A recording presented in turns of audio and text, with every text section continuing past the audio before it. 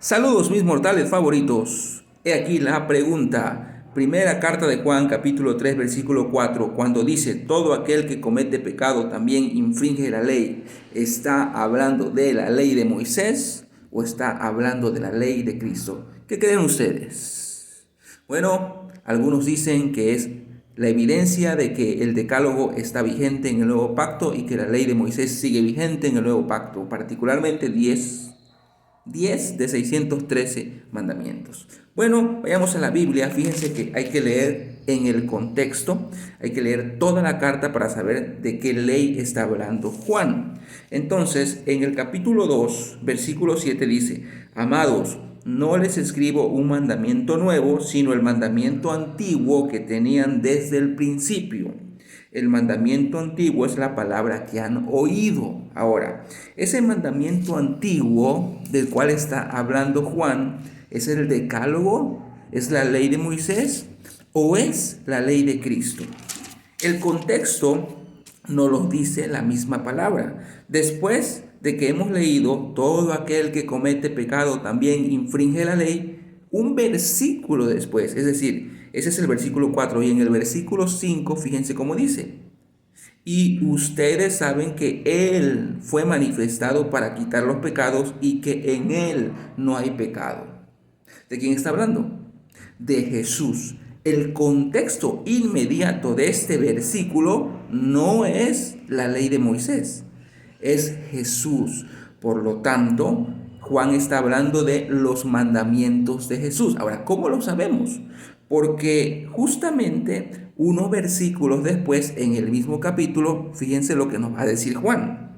Versículo 11.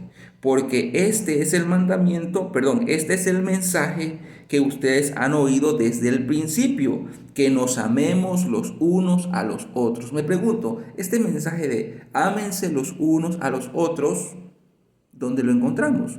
Este es el mandamiento que dio Jesús. Sí, así que estamos hablando de la ley de Cristo. Ahora, si esto no es suficiente, veamos lo que nos dice Juan en el mismo capítulo, en el versículo 21. Amados, si nuestro corazón no nos reprende, tenemos confianza delante de Dios Padre, y cualquier cosa que pidamos la recibiremos de Él porque guardamos sus mandamientos. Es decir, Juan dice, estamos guardando los mandamientos del Padre.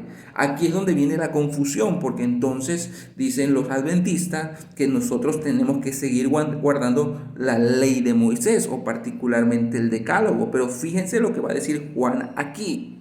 Dios Padre ya ha determinado un cambio de ley. ¿En base a qué? En base a que hay un nuevo pacto en Cristo Jesús. Fíjense, versículo 22. Y cualquier cosa que pidamos la recibiremos de Él porque guardamos sus mandamientos y hacemos las cosas que son agradables delante de Él. Y este es su mandamiento. Fíjense, Juan va a decir que Dios Padre tiene un nuevo mandamiento. Y este es su mandamiento, que creamos en el nombre de su Hijo y que nos amemos unos a otros como Él nos ha mandado. ¿Quién nos mandó? Ámense los unos a los otros así como yo los he amado. Jesús. Es decir, que Juan está diciendo que Dios Padre ya ha hecho un cambio de ley y esta nueva ley gira en torno a Jesús, la ley de Cristo. Y termina diciendo en el versículo 24, y el que guarda sus mandamientos permanece en Dios y Dios en él. Es decir, que la ley que está vigente y que Dios Padre lo ha determinado así en Cristo es la ley de Cristo. Es la ley del nuevo pacto del Mesías. Por lo tanto, en el contexto, podemos decir que cuando Juan dice todo aquel que comete pecado infringe la ley, ¿está hablando del decálogo? No, eso sería una imposición al texto. Juan desde principio a fin está hablando de Jesús y de los mandamientos de Jesús. En esta misma línea de pensamiento exegética, podemos entender que Juan, el mismo autor, cuando en Apocalipsis habla de aquellos que guardan los mandamientos de Dios, está hablando de la ley de Cristo. Eso es todo y muchas gracias.